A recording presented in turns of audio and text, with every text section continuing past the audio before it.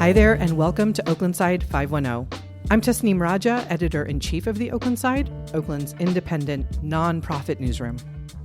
Later in this week's episode, I'm going to briefly catch you up on speed cameras coming to Oakland's most dangerous roads, share some good news about Oakland's costly coal terminal lawsuit, and tell you about a city hall clash between a council member and a high-up city staffer who are accusing each other of ethics violations. Plus, we've got holiday gift guides to help you shop local in 3 Oakland neighborhoods.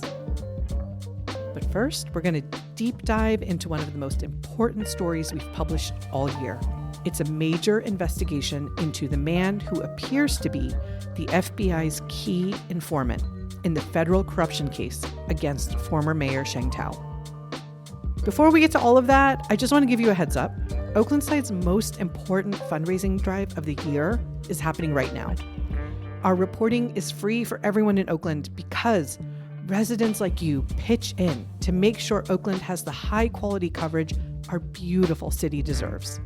Our year-end fundraising drive is on until December 31st, and I hope you will be part of it. The link is in the show notes. Okay, on to our main story today. In January, federal prosecutors unveiled serious allegations against former Mayor Sheng Thao, her partner, Andre Jones, and Oakland businessmen David and Andy Duong. The feds accuse them of orchestrating an elaborate bribery scheme aimed at securing a lucrative city contract. And the feds' case relies heavily on someone prosecutors call co-conspirator 1. Oaklandside's reporting strongly suggests that co-conspirator 1 is Mario Juarez, a Fruitvale businessman and Democratic Party insider. Our latest reporting uncovers his decades-long history of fraud accusations, failed business deals, bitter legal disputes, and criminal investigations. To help me understand this story, I'm joined by 2 of my colleagues, Darwin Bongram, our news editor, and Natalie Ornstein, our City Hall reporter. Along with Eli Wolf, who is out this week, they have spent the past year and a half investigating the federal anti-corruption case that has snared Oakland's former mayor and others. What they have found is remarkable, and it raises serious questions about the foundation of the FBI's case. It also raises questions about how someone with Juarez's troubled record was able to get so close to so many powerful politicians and business leaders, including an Oakland mayor, state assembly members, and our state attorney general, Rob Bonta. Darwin, Natalie, thank you for being here. Thank you. Thanks for having us. I want to make it clear right here at the top, Mario Juarez denies any and all wrongdoing related to this case and every case we're going to discuss in this episode. We reached out to Juarez in several ways for our latest investigation into his past. He did not speak to us for this story. Okay, guys, let's start at the beginning. Natalie, for people who have not been following this story closely, can you explain who Mario Juarez is and why he matters to the FBI's corruption case? Sure. So Mario Juarez is a 40-something, well-known Fruitvale businessman who's been active in East Bay Democratic politics for years now. He's run for Oakland City Council twice, he's served on the Alameda County Democratic Central Committee, and he's built close relationships with some very powerful people. He also had a tough childhood, which he's been public about. He immigrated to the U.S. from Honduras as a kid, and he grew up in an Oakland community that was, dealing with the consequences of neglect and poverty. Also during that period, he was abused by his Boy Scouts leader. As a teenager, Juarez actually had the courage to testify against this man, leading to his conviction. But what makes him central to the FBI case is that the federal indictment against Sheng Thao refers repeatedly to someone called co-conspirator 1. This person is described as a local businessman, an active member of the political community, and someone who co-founded a housing company with the Duongs. That description happens to match Mario Juarez perfectly. And according to prosecutors, co-conspirator 1 and the Duongs bribed Thao and Andre Jones in pursuit of millions of dollars in city contracts. And in fact, the whole FBI's case seems to rely very heavily on the word of co-conspirator one. Clearly, this guy is really important to this case. Darwin, you guys have spent weeks digging into Juarez's background. Tell us what you have found. Yeah, we reviewed 27 civil lawsuits involving Juarez. We looked at Department of Real Estate enforcement records, 3 criminal investigations of Juarez, as well as records of his 2 bankruptcies and other legal filings. Many of these cases included accusations that he cheated people, companies, investors, and even government agencies out of hundreds of thousands of dollars. He's been charged with fraud, embezzlement, and forgery. And yet, and this is really striking, Juarez has managed to avoid any criminal convictions. Okay, so you're saying he keeps getting accused, he keeps facing legal trouble, but he never gets convicted. Yeah, exactly. Cases get dismissed or he pleads no contest and gets a deal that doesn't result in a conviction. It seems to be a pattern that repeats over and over. Okay, Natalie, now let's go deeper into some of these cases. Like, what kind of allegations are we talking about? Well, we're talking about a lot of different things. These cases span multiple industries and decades. Starting in the early 2000s, for example, Juarez ran a debt collection business. The city of Oakland hired his company to collect unpaid judgments. But then later, the city actually sued him, claiming he cheated Oakland by failing to accurately report what he collected and by keeping money that should have gone to the city. Wow. The city's attorney even claimed Juarez destroyed company records to hinder the investigation. Now, Juarez eventually settled with Oakland for $31,000. But years later, when he was running for city council and this case came up, he said it was all political, that he was only sued because the city attorney and council wanted to stop him from winning a seat on city council. But other clients accused him of similar things, collecting money on their behalf and then keeping it for himself. Also, notably, around the same time, Juarez got into real estate. He obtained his real estate license in 2004, and almost immediately lawsuits started piling up. In one case, a home buyer accused Juarez of failing to disclose that a duplex had been illegally divided and that the rear unit was built illegally. The buyer claimed Juarez willfully concealed these facts. Juarez denied the allegations. In another case, a pair of Nevada developers hired Juarez to collect rent and renovate a commercial property in Fruitvale, but they claimed he embezzled rent, didn't have a contractor's license, and when they tried to evict him, he encouraged other tenants to stop paying rent and dump piles of trash and human waste on the property. Oh, okay. That's an escalation. Yeah, definitely.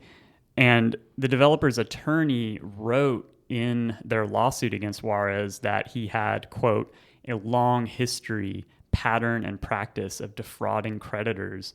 She also sought a restraining order claiming Juarez assaulted her during a visit to the property, that he pushed her, hit her, and tore her clothing. Juarez denied those claims and filed his own restraining order accusing the attorney of punching him. A judge ended up issuing an injunction against Juarez, but that was overturned on appeal. Okay. Natalie, another big part of your reporting focuses on Juarez's business ventures outside of real estate. Tell us more about all that. Right. So in 2008, Juarez created a company called Viridis Fuels, a biodiesel venture. The board of directors for that company included some major local figures like former Oakland Mayor Mario Juarez. And to fund this project, Juarez turned to his real estate clients and he promised them big returns. But multiple of those investors later sued him, claiming he failed to pay them back. For example, one investor claims Juarez told him he could triple his $50,000 investment in just 3 years. When the investor tried to get this money back, Juarez refused. That case was eventually dismissed. Another couple loaned Juarez $210,000. They also sued. And again, Juarez countersued, filing for a restraining order against that couple and accusing them of threatening him. A judge eventually ordered Juarez to pay them their loans with interest. That was $338,000 total. But as of last year, they still haven't been paid. Wow. Okay. Darwin, despite all of these accusations, Juarez somehow maintains these close ties with influential political figures. How does he manage that? Yeah, it's something that really jumps out in this story. Even as lawsuits piled up, Juarez built relationships with some of the East Bay's most powerful Democratic Party leaders, including Rob Bonta, who is now state attorney general, and his wife, Mia Bonta, who is now a member of the state assembly. People we spoke to described Juarez as an inveterate networker. He'd host political meetings at his Fruitvale office. He'd provide food and drink. He helped raise money for people's political campaigns. He offered office space for candidates to run their operations out of. One person who served with Juarez on the Democratic Party's Central Committee told us, quote, he figured out he could make political connections and people would hold their noses as long as he sends some money their way. Basically, he was useful to people. Seems so. And in 2014, when Juarez was trying to get state funding for the biodiesel plant, Rob Bonta, who was in the state assembly at the time, wrote a letter to state regulators recommending the project. Staff from Bonta's office even showed up at meetings to urge the board to fund it.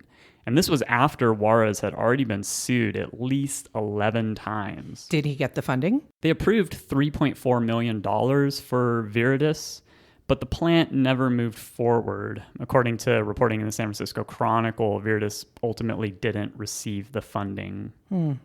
Okay, Natalie, around the same time, Juarez is also up to some other stuff. He was having trouble with state regulators over his real estate work. Now, what's going on there? Yeah, so this was 2012. Juarez was hired by a commercial landlord to find a tenant for a small warehouse in East Oakland. Juarez found someone who wanted to grow cannabis there.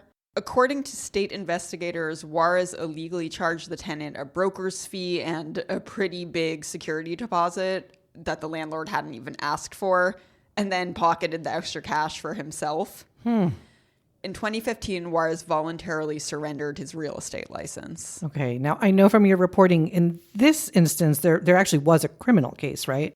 Yep. The Alameda County DA's office, back then was led by Nancy O'Malley, charged Juarez with felony grand theft and forgery. But the DA actually later dropped the forgery charge and reduced the grand theft charge to misdemeanor.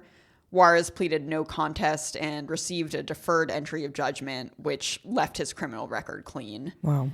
Yeah, and there's an interesting detail there. In February 2018, Juarez gave a $5,000 campaign contribution to O'Malley, who was running for re-election. On the disclosure form, he listed himself as a real estate broker, even though he'd surrendered his license 3 years earlier. Right. And once again, in this case, just to be clear, there was no conviction. Okay, in a second, we are going to talk about the more recent situation that Juarez was involved in that caught the FBI's attention. First, I want to touch on one more pattern in Juarez's history, his entertainment ventures. Look, we're getting into a lot of backstory here, but Natalie, I know you wanted to make sure we did touch on this stuff too. I mean, these stories are really wild. Yeah, I think these ones are maybe the best fodder for like a true crime podcast or TV show. So around 2015, Juarez got into nightclub promotion and the entertainment biz. He and two partners tried to launch a Latin music venue on Hegenberger Road. Within a year, Juarez was suing his own business partners, claiming he'd invested $90,000, but they'd frozen him out because he objected to their shady business practices. His partners fired back, claiming he hadn't actually invested that money. Their attorney wrote that Juarez, quote, has an extensive and checkered past and is known for not following through on his business promises and for leaving others holding the bag. That's a theme here, right? These accusations of leaving others holding the bag. Right. And then when he was still in this entertainment business in 2020, he ended up suing two prominent Mexican rock bands, El Tri, which is this legendary decades-old band, and Víctimas del Doctor Cerebro, over concert promotion deals gone wrong. The El Tri case is particularly wild. Juarez claimed the band owed him a cancellation fee for some shows that didn't pan out, but the band said Juarez was a wannabe music promoter who bounced a $20,000 check for the band to travel. Wow. And get this, related to the same case, a real estate broker told us that Juarez had asked to use her credit card to buy a ticket for a stranded musician to get to a music festival. She agreed, but then American Express called her to tell her she was actually buying 53 tickets. Wait, 53 tickets? 53 tickets. So she naturally confronted Juarez, and he blamed the travel agent. Okay. Yeah, she let it go. When I spoke with her recently, she described Juarez as someone, quote, no one wanted as an enemy, end quote, because he was so well connected. Right. I mean, all these stories you guys are sharing, I mean, they make you wonder how he maintained those connections over the years. Okay, Darwin, all of this leads up to a company called Evolutionary Homes. And that's the connection to the FBI case. So, Darwin, can you explain what Evolutionary Homes was? Yeah, listeners might be a little more familiar with it because we've written a lot about this company over the past year. But Evolutionary Homes was the company that Juarez and David and Andy Duong created together in 2022. The idea was to manufacture modular homes. These are like shipping container homes. They'd be built in Mexico, and they wanted to sell them to local governments in California to house homeless people. According to federal prosecutors, Evolutionary Homes was at the center of the alleged bribery scheme. Prosecutors claim the Duongs and Juarez believed that if Sheng Tao won the mayoral election, again in 2022, she would help them secure millions in city contracts for their company. So, to help Tao win, prosecutors claim, Juarez used money from California Waste Solutions to pay for attack mailers targeting Tao's main opponents in the election. Right. I mean, listeners may recall those mailers went out right before the election. So in November 2022, Juarez spends over $100,000 on these mailers attacking Lauren Taylor and Ignacio de la Fuente. Remember, that's a detail that helped us establish that Juarez is co-conspirator one. And it's impossible to say whether or not those mailers really swung the election, but Tao did only win by less than 1,000 votes. Right. Okay, Natalie, so then Tao becomes mayor. What happens next? Well, according to public records, Tao did meet with officials from Evolutionary Homes in 2023. She also went on a government trip to Vietnam that was paid for by a business association controlled by the Duong family. Yep. But, the big contracts never actually materialized. The Oakland City Council never publicly considered or voted on any deal having to do with Evolutionary Homes. Yeah, that's right. Nobody was buying, and it also appears that the company was coming apart from the inside also. The Duongs had invested roughly $1 million at this point, but Juarez allegedly only delivered a couple of completed homes. There were also allegations that workers at the company's factory in Tijuana weren't being paid. And this all leads up to May 3rd, 2024. So Juarez and the Duongs had a confrontation on that day outside the Duong's office building on Embarcadero. Juarez claimed the Duongs summoned a group of people who beat him and stole his watch and jewelry.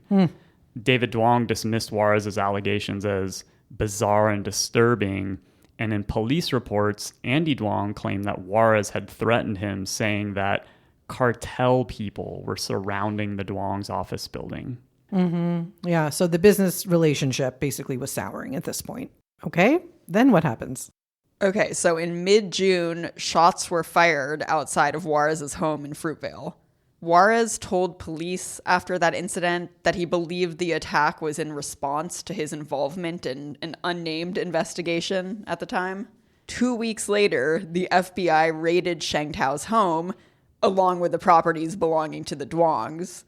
And then the federal indictment came several months later. Yeah, I mean, I remember when our newsroom was reporting all of this, putting all of these pieces of the puzzle together.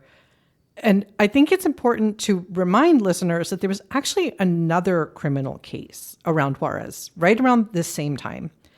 And it all goes back to those attack mailers. Darwin, remind us what that was about. Right, as if this all couldn't get more complicated, but here it goes.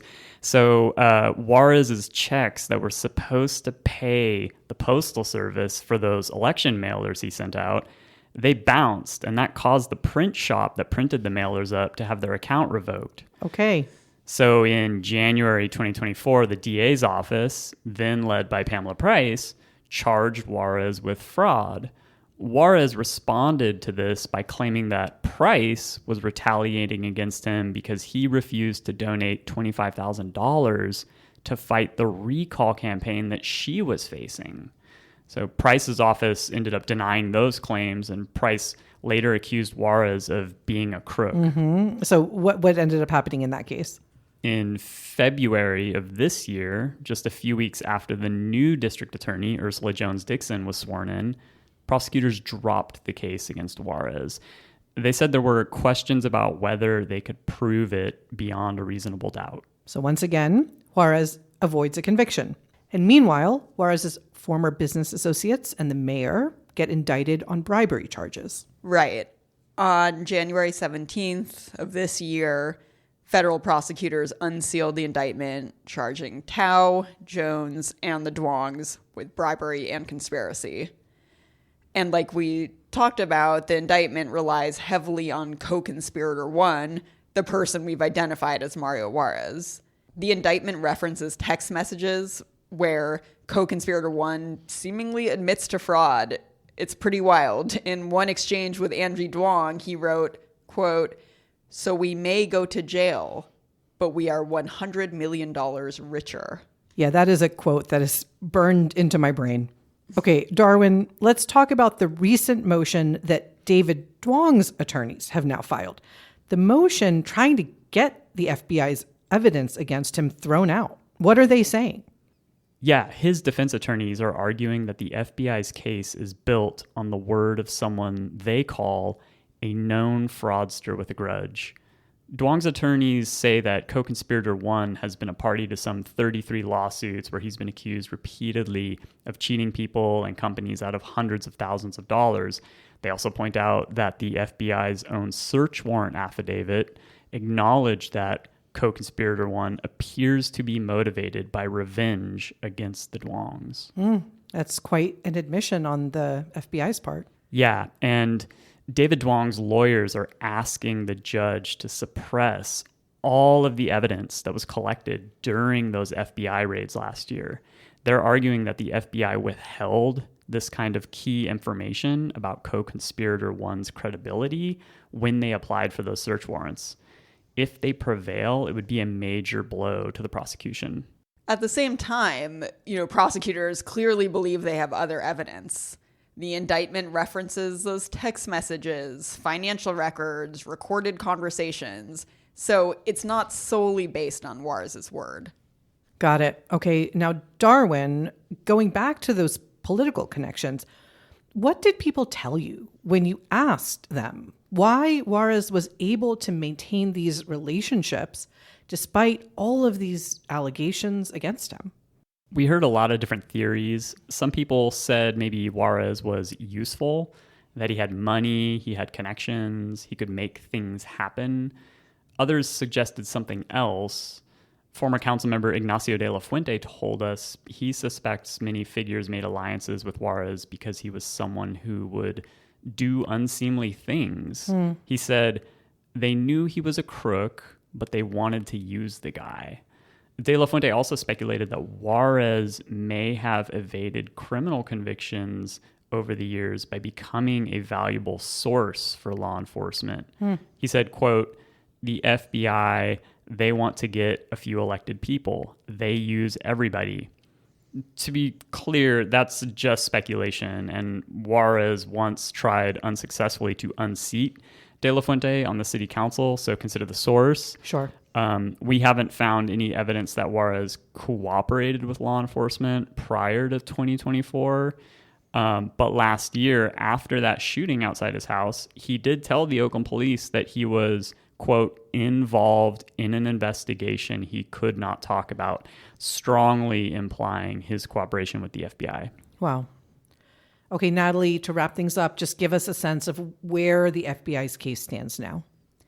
Yeah, so all four people, Tao, Jones, the Duongs, they've all pleaded not guilty. And the judge is currently considering David Duong's motion to suppress that evidence.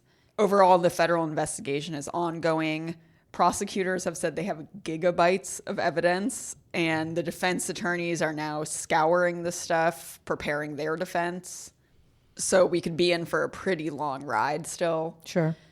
As for Juarez, he hasn't been charged with any crime. And, while his former associates face serious legal jeopardy, he's just freely moving around. In March, 2 months after the indictment came down, he was posting on social media what appeared to be vacation photos from Dubai.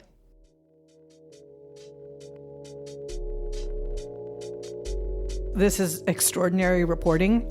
Thank you both for walking us through it. Listeners, thank you for sticking with this story. I understand we've thrown a lot of facts and figures and dates at you here, but just given what this investigation has meant to Oakland, to our political landscape, I think it's really important to give people the full story.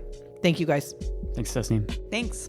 You can find all of this reporting by Darwin Bongram, Natalie Ornstein, and Oaklandside City Hall reporter Eli Wolf on Mario Juarez and the FBI's corruption investigation in Oakland at oaklandside.org. We will also link to it in the show notes. All right, let's get into some other recent reporting from our newsroom. There's more in the full stories, which we will link to in the show notes, and you can always find at oaklandside.org. First up, from reporter Jose Fermoso, some big road safety news. Oakland is getting 18 speed cameras over the next 6 weeks. These are the first in the city in 11 years. The fines will range from $50 to $500, depending on exactly how fast you're driving. So the cameras are going to be placed on Oakland's high injury network, so the most dangerous roads in the city, where speeding is the leading cause of crashes that injure pedestrians. So 2 cameras each are going to go up on 98th Avenue, Bancroft, Foothill, 7th Street, with additional cameras on Hagenberger, MacArthur, International, Fruitvale, Broadway, MLK Junior Way, San Pablo, West Grand, and Claremont. The city will send warnings starting in mid-January. After 60 days, they will start issuing fines. All revenue from tickets will go toward traffic calming measures.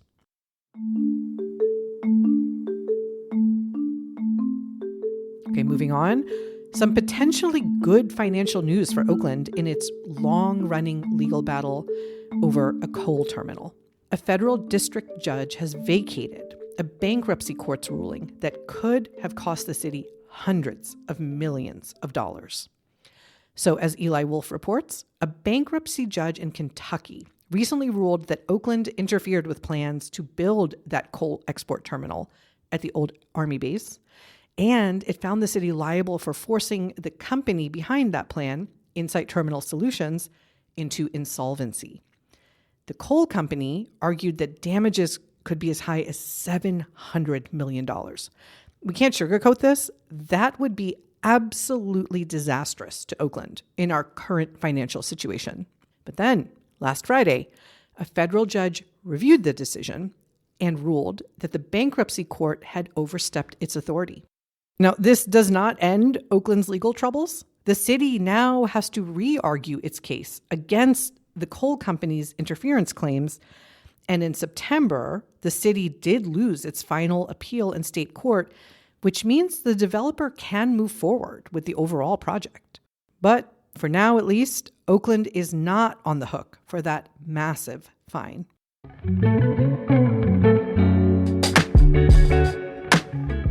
All right, moving on again. Autonomous cars are one step closer to hitting Oakland streets. That's more reporting from Jose Fermoso. The state's Department of Motor Vehicles approved Waymo to conduct driverless testing and deployment in Oakland, Berkeley, Alameda, Hayward, and Fremont. Now, the company does still need a permit from the state before it can actually start operating here, and it is not clear when that might happen. Waymo has been operating in San Francisco.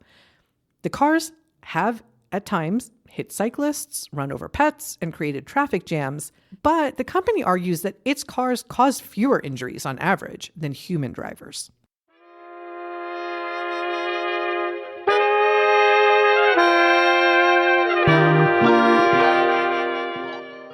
Okay, next up, some City Hall drama.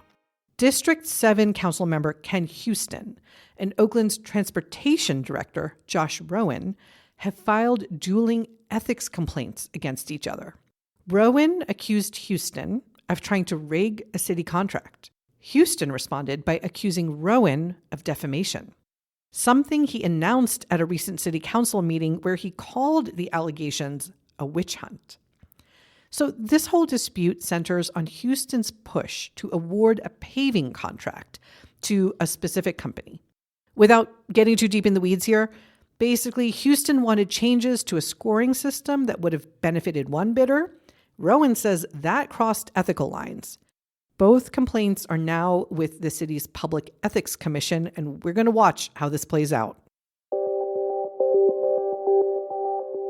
Okay, one more thing before we wrap up headlines. If you're starting to think about holiday shopping, we have published 3 walking gift guides, plus a guide to independent bookstores to help you support Oakland's small businesses. You can find all of them on our website, and we're going to link to them from the show notes. There's a Chinatown guide. It takes you to a handmade fortune cookie shop, an orchid and succulent vendor, and a really great spot for dim sum. There's a Laurel District guide featuring family-owned businesses that are selling everything from spiritual wellness products to hardware, and one of Oakland's best beer gardens. And in Fruitvale, we're going to help you find specialty spice shops, cowboy boots, and gifts you will not find anywhere else. These neighborhoods could really use your support right now, so please check out those guides. Speaking of going for a walk, it's ladybug season at Reinhardt Redwood Regional Park. Every year from November to February, ladybugs cluster along the steam trail. Just watch out where you step.